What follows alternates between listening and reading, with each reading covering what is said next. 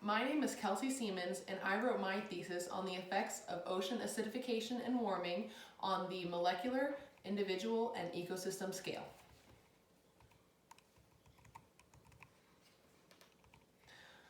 I will be talking about a variety of taxa at each scale. However, I will be focusing more on the individual scale for this presentation. To set the stage, let me give you a little background information. Since the 1980s, the ocean has absorbed 20 to 30% of the anthropogenic carbon dioxide from the atmosphere. With this, by 2100, the water temperature is predicted to increase 3.2 to 5 degrees Celsius, and the pH of the water is expected to decrease from around 8 to around 7.7.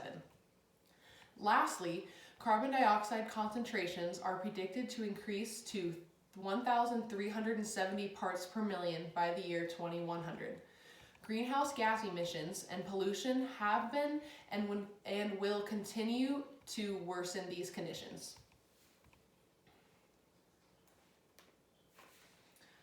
Now you might be wondering, what exactly is ocean acidification? Well, ocean acidification occurs when more carbon dioxide gas dissolves into the surface of the ocean. When carbon dioxide dissolves into the ocean, it goes through bicarbonate equilibrium and eventually makes the water more acidic. This can be harmful to calcifying organisms that inhabit the ocean. Calcifying organisms use calcium carbonate to build skeletal structures or repair shells. When the pH of the water decreases, the amount of calcium carbonate in the water decreases, making it harder to build these skeletons. Some of the main marine calcifiers include corals. Corals use calcium carbonate to build skeletons. Corals are affected by both acidification and warming.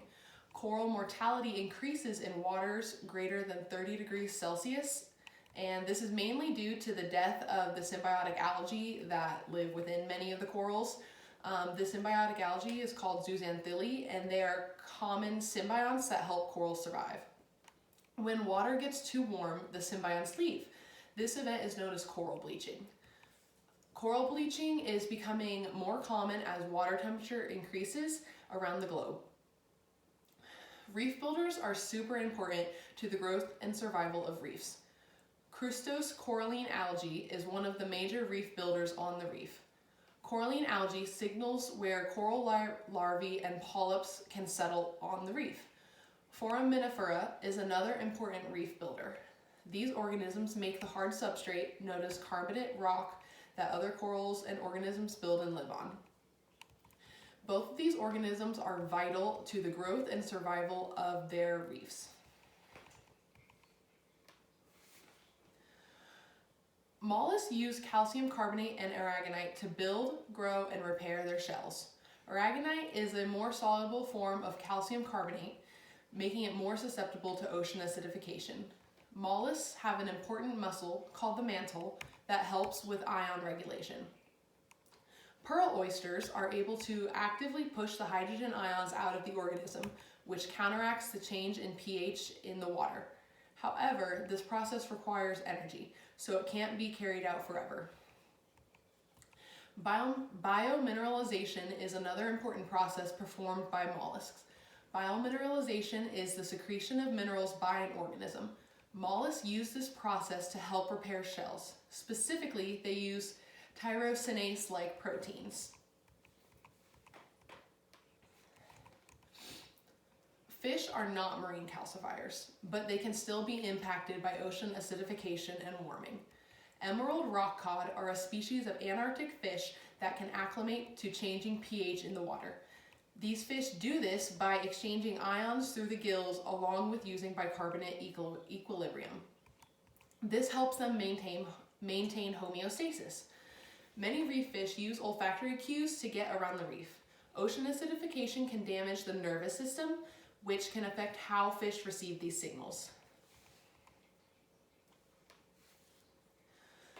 Fish can detect predators by hearing sounds in the water. Fish have otoliths to comprehend sound. Ocean acidification can change otolith growth during development, which can reduce auditory responses in fish. A lowered auditory response may cause fish to be more vulnerable to predators or to have less awareness around the reef. Fish can also use olfactory cues to detect predators in the water. Orange clownfish are unable to detect predatory or olfactory cues in acidic water. In fact, they become completely attracted to them instead of avoiding them. This makes the clownfish more susceptible to predation. Increased predation could cause a reduction in population replenishment in some reefs. Clownfish are important to reefs because they help keep the reef clean and they help keep anemones healthy. Olfactory cues can also be used for fish to pick suitable reefs for their settlement. Larval orange clownfish have well-developed olfactory organs that help the fish differentiate between suitable and unsuitable reefs. And suitable reefs would just be reefs with proper vegetation and shelter. Acidic water can cause the olfactory organs to malfunction. If the larval fish can't differentiate between good versus bad reefs, then the populations won't be replenished properly. This can cause biodiversity to go down in coral reefs, which would be negative. Ocean acidification affects many different lobster species in many different ways. Crustaceans, like lobsters, are marine calcifiers. The European clawed lobster, which is this one, their larvae is released during a different time than it normally would be when present in acidic water. They also show a decrease in mineral content in the carapace following the final molt when cultured in acidic water. Modifications to the carapace may cause the exoskeleton to be weaker than it normally would be, which would cause these lobsters to be more vulnerable to predators. American lobsters, which are these ones, have decreased molting stages when cultured in acidic water. Red king crabs have difficulty molting or have complications when molting in acidic water. Reducing or modifying molting stages can impact the growth and development of crustaceans. American lobsters also exhibit a reduction in sensing chemical cues from acidic water. The acidic water reduces the hemocytes, which weakens the immune system. Lobsters in acidic water are therefore more susceptible to pathogens. One pathogen in particular, the Aerococcus viridans, is commonly found in American lobsters. The pathogen ultimately leads to the death of the lobster, especially if the lobster is already under physiological stress from acidic water. Hermit crabs are also, which are these, affected by ocean acidification. These crabs exhibit neurological disturbances that cause a change in decision making. These decisions include choosing a new shell. The decision can be made visually or through olfactory cues. The crab can detect the calcium ions in the water when a shell is around, and so since ocean acidification lowers the amount of calcium ions in the water, the crabs have difficulty finding new shells in acidic water. Shells are the main source of protection for these crabs, so acidic water may leave them defenseless and vulnerable to predators. Caribbean spiny lobsters, which are these, are also affected by acidic water conditions. Chemosensory capabilities are altered when exposed to low pH environments, not allowing the lobsters to differentiate between suitable versus unsuitable environments. Antennual flicking is important for picking up chemical signals in the water and delivering them to the organism. The antennual flicking can be reduced by more than 50% in waters with elevated pH or elevated temperatures. The reduction in flicking causes a decrease in the chemical stimuli detection, which stops the stimuli from reaching sensory cells. The inability to react to stimulus causes the lobster to fail to react to the environment, which is vital to survival. Mollusks are one of the most diverse group of animals on the planet. One group of mollusks in particular, pteropods, are especially vulnerable to ocean acidification. Pteropods are pelagic mollusks that swim freely throughout the water. They are often referred to as sea butterflies due to how they swim. They have these wing-like appendages that protrude from the shell that makes them look like a butterfly. In particular, the Arctic sea butterfly is one of the most important pteropod species, and it is the only Arctic pteropod species. They are adapted to a narrow temperature range from negative 0.4 degrees Celsius to positive 4 degrees Celsius. So this makes these organisms vulnerable to changes in the water temperature. Although temperature doesn't impact shell dissolution, acidic water does. Shell growth is reduced in acidic water. Shells are especially important to these organisms because they have no other protection in the open water. Acidic water also causes the shells to be weaker than normal, and reduced shell strength can leave these mollusks vulnerable to predators, which can ultimately decrease the survival of Arctic sea butterflies. Arctic sea butterflies are a key part of the Arctic ecosystem. These shelled pteropods contribute to the important geochemical processes by transporting carbon to the deeper ocean. Pteropods contribute 20 to 42% of all global production of carbonate, making these mollusks very important to the productivity of the ocean. These mollusks are also keystone species that provide a major food source for zooplankton, whales, and many fishes. Arctic regions will suffer more severely from ocean acidification due to the lower temperature. Gases dissolve more easily into the water at lower temperatures, so more carbon dioxide can dissolve more easily into colder water. Common periwinkle are intertidal snail species. In acidic water, these snails were unable to grow as thick of shells. This, in turn, led to the snails leaving the intertidal area when predatory olfactory cues were sensed rather than defending itself against the predators. This avoidance behavior was developed due to a change in the water chemistry. This shows that ocean acidification can cause behavioral changes and not just physical or physiological changes.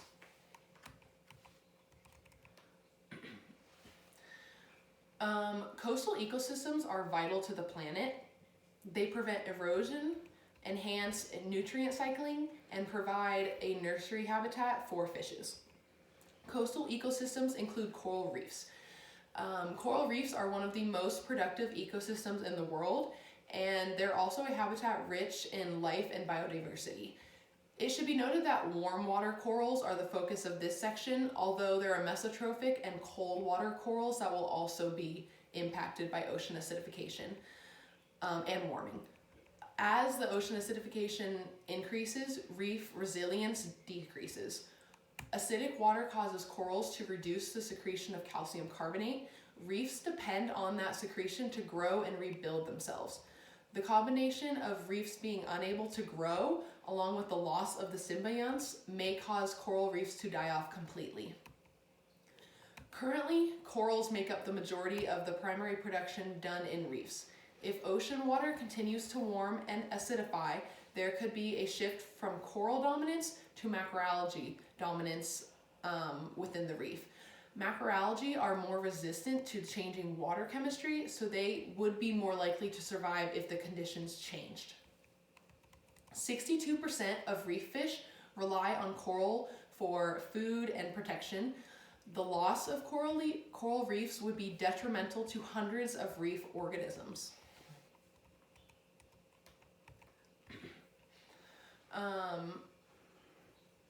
Ocean acidification and warming is likely to cause changes in marine trophic cascades. A change in marine biodiversity may alter the dynamics and health of the ecosystem. Marine ecosystems are made up of a delicate balance of organisms that all work together in order to maintain a functioning and productive environment. The removal of one organism may impact a large portion of the ecosystem. Prey species provide a bottom-up control on communities. Predator species provide a top-down control on communities. Filter feeders contribute to water clarity, and herbivores maintain coral and macroalgae populations. Each group plays a specific role in the success of marine habitats. Purple sea urchins are one of the main grazers in marine habitats. Sea urchins are marine calcifiers and have skeletons and tests made of calcium carbonate. Increased ocean acidification caused the sea urchins to lose skeleton and test strength, resulting in a lack of protection from predators. A decrease in the number of sea urchins resulted in less grazing, ultimately increasing the abundance of macroalgae. The increase in the macroalgae then caused a reduction in the coralline species, which diminished the ability of the reef to grow and recover from the disturbances. This shows how a reduction or increase in a single species has the potential to change the dynamics of an entire ecosystem. So, to sum up, ocean acidification and warming will affect both calcifying and non-calcifying organisms. Corals, mollusks, fish, and crustaceans all exhibit changes in behavior, structure, or abundance due to ocean acidification and warming. In warm, acidic water, corals have trouble growing, mollusks struggle to repair damaged shells, fish have difficulty sensing olfactory cues, and crustaceans show a reduction in reactions to chemical cues. Coral reefs are essential to the ocean. They provide economic and medicinal benefits. They bring in tourism, help fisheries, and also help provide protection to coastal areas. Also, some corals have anti-inflammatory agents that can be used to help treat diseases such as arthritis. Recently, coral has been analyzed for metabolites used to help treat certain cancers. The coral genus Sinularia has a unique immune system and can potentially help reduce the growth of tumors. More research needs to be done, however, there are endless possibilities to the extent coral can be useful. Overall, a change needs to be made. Our greenhouse gas emissions and pollution need to decrease in order to help preserve the ocean and its inhabitants. The ocean provides many resources for us, so keeping it clean and healthy is very important. These are the main sources or significant sources that I used during my thesis. I'd like to thank Jake for being a great peer editor and for helping me make it through this class. I'd also like to thank Dr. Hansen for all of his advice and teaching. He made me a better writer this semester, and I am thankful for that. Thank you. I did it! Oh my God, and my foot's asleep.